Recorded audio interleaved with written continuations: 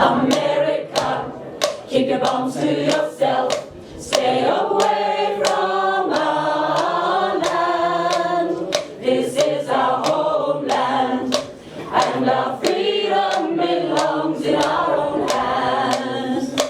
We don't want your democratic bombs.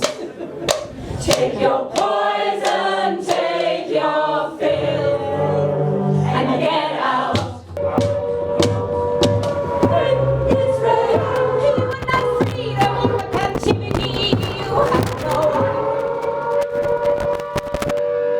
That we have to have the debate about AUKUS out here rather than in there for those that are members.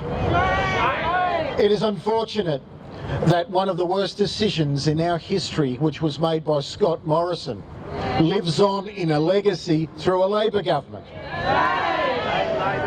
It is beyond unfortunate and absolutely contemptuous that any government would consider replacing the Australian flag, whatever one might think of it, with an American flag as far as our military assets are concerned for the defence of this country. Because at the end of the day, we know this. There's a lot of unknowns about AUKUS, but we know this. The Commander-in-Chief of AUKUS is not going to be Richard Marles, and it's not going to be Anthony Albanese. It is Donald J. Trump. Donald Trump. For talk about our past history and friendship with the United States, and whatever one may think of that, is just that. It's history and it's a legacy. Decisions aren't made by dead presidents. We're not talking about Eisenhower. We're not talking about Kennedy. Heck, we're not even talking about Ronald Reagan. We're talking about Trump, the most dangerous man alive today. And we are entrusting him with our military assets. We are asking him to provide us with nuclear submarines, even though no one really believes it. I doubt most of the people in there do either. It's one of these narratives that keeps going. We'll just keep paying because one day, like waiting for Godot, one day we're going to get these submarines. No one believes it. But you see, this is the message that I have for you today and over the next 2 days at the conference, and we'd love to be able to share it in there too. This is not about the submarines. This is about creating a staging post for the 7th Fleet of the US Navy. We now know since the declassification of documents by the New South Wales Parliament that in 2023, the reporting that was done and the assessments that were done on that shortlist strongly favoured Port Kembla, the port that I hail from. Strongly favours it. But in those details we found out that it's for 8 subs and a surface fleet and 4,500 visiting Navy personnel.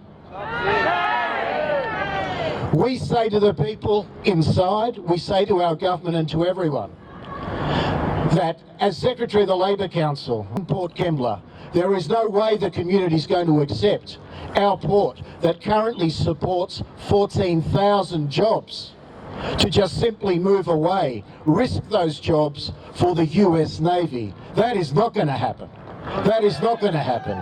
Because for us, Port Kembla is our lifeblood. For the country, it's the home of the steel industry and heavy manufacturing. Our job is to build useful things. Our job is not to be a proxy for the United States Navy. And it will be Port Kembla, not Okinawa. Thank you. Hey, America, keep your bombs to yourself. Stay away from our land. This is our homeland, and our freedom belongs in our own hands. We don't want your democratic bombs. Take your poison, take your fill, and get out. What's up, Adelaide?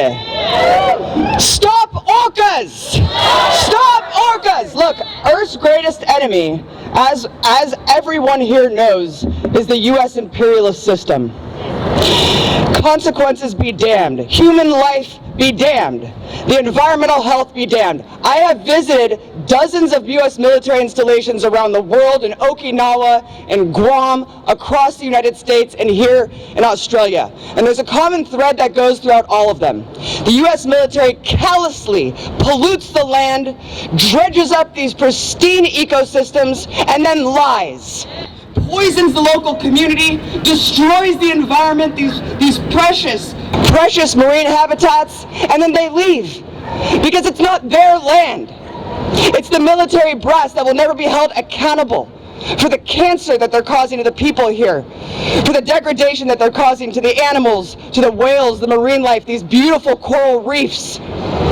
Is Australia going to stand up and say, no, they don't want to be a vassal state for U.S. crimes and atrocities? Yes!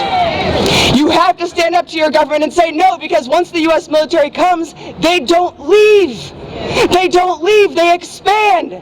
Because everything is their playground. Everything is their backyard. No, this isn't going to be a joint partnership with the United States. You will be owned. You will be owned, and you will be abused, and you will be destroyed, just like every other country in the world. So stand up and say no to U.S. imperialism, no to taking dollars out of healthcare and education and putting it into death and destruction and subsidizing genocide. No to war with China. No to AUKUS. No to AUKUS. Stop AUKUS now! Stop AUKUS now! Stop AUKUS now! I'm here to warn you all. It is not too late. It is not too late to stand up and say no. You do not want to be the doormat to Donald J. Trump's crimes of neo-fascism around the world, committing genocide and atrocities in your name. It's not too late. It starts here, and it stops with them. We do not trust you. We do not need you. So take your stolen profits, your war machine, and all your other filth, and get out.